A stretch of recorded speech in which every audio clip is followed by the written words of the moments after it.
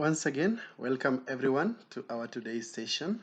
We are going to talk about correlatives. Correlatives, that's what we are going to talk about today. Now, we have first to define what we mean by the term correlatives.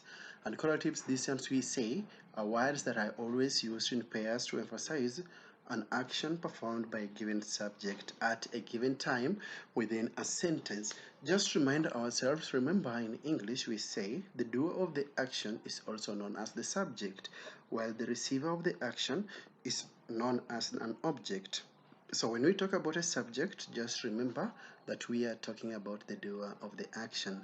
And we have said all these correlatives in most cases, they work just like conjunctions to join sentences. In fact, they are part and parcel of the conjunctions.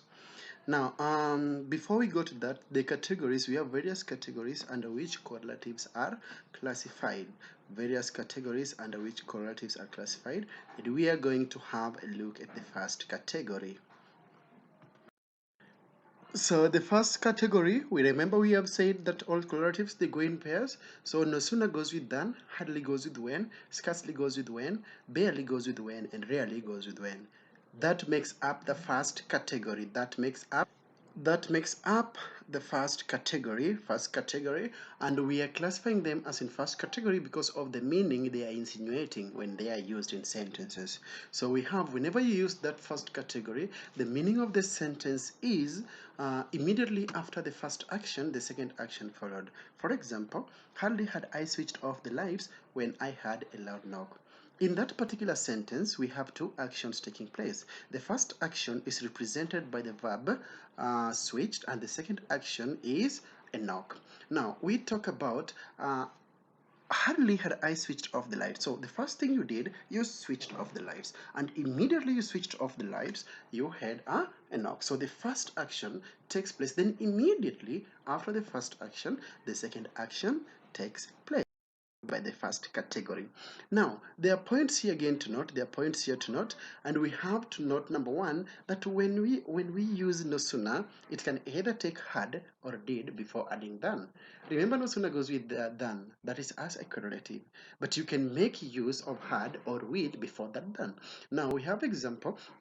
No sooner had the guest speaker entered the hall than we stood up. No sooner had the guest speaker entered the hall than we stood up. At that particular juncture, we have used had. Then we have no sooner did the guest speaker enter the hall than we stood up. Did. Now we are using did. Let us first get the explanation why in the first sentence we used had, while in the second sentence we used did. No sooner, no sooner takes had if the first verb is in past or past perfect. We go back to the first sentence. No sooner had the guest speaker entered. Entered. That is the past simple of enter, the word enter. The verb enter, that is. And again we said, but it takes did if the verb is in present tense. So no sooner did the guest speaker enter. Now there the verb is in present simple. So whenever you have a verb in present simple, no sooner takes did. It goes with did. It's accompanied with did. Whenever you have a verb in a past or a past perfect tense, then it takes had. Please remember that. Category number two, and the category number two, there we have prefer to, that is used in a statement. This is one of the problems that people make in spoken language.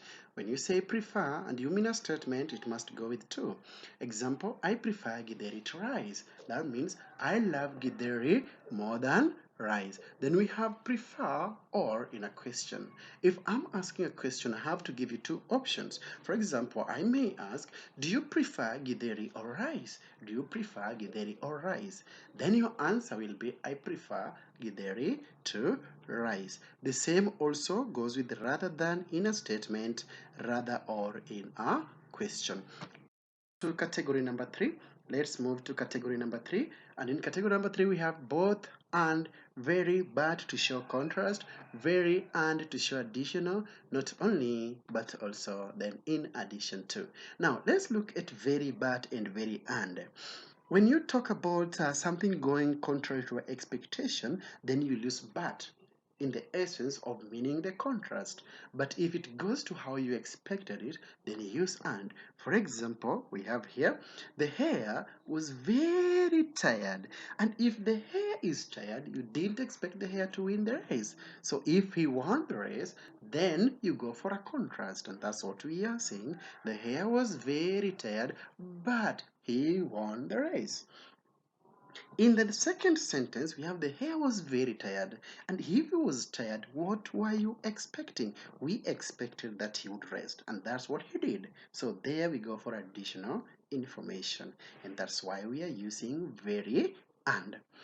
Both Tom and Jane are coming. Both Tom and Jane are coming. Those are some ways in which we can use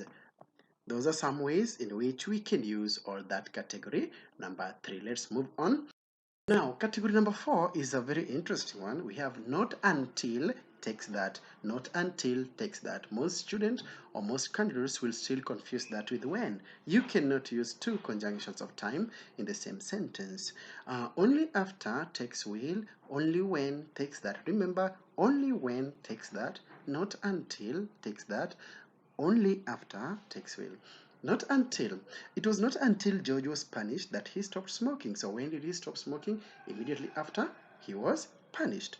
Only after they have paid the school fee will they be allowed into the exam room. So that's a condition to be met. You have to pay the school fee first before you are allowed into the exam room. Only when goes with that, and we say, for example, only when you start working hard that you will pass the exam. So immediately you start working hard, you can be guaranteed that you will pass the exam. Next category, we go to this category number 5. We have to, whether, or, as, such, that, and so that. So we have to. It was too hot to go to school. That means you didn't go to school. And whenever you use to, remember it's more than needed. It's more than needed. Such goes with that. So goes with that. Whether goes with or. Now down here, I've given a practice exercise to ensure or to help you understand what we have talked about. All the best as you go through question number 1 up to number 7. Keep safe.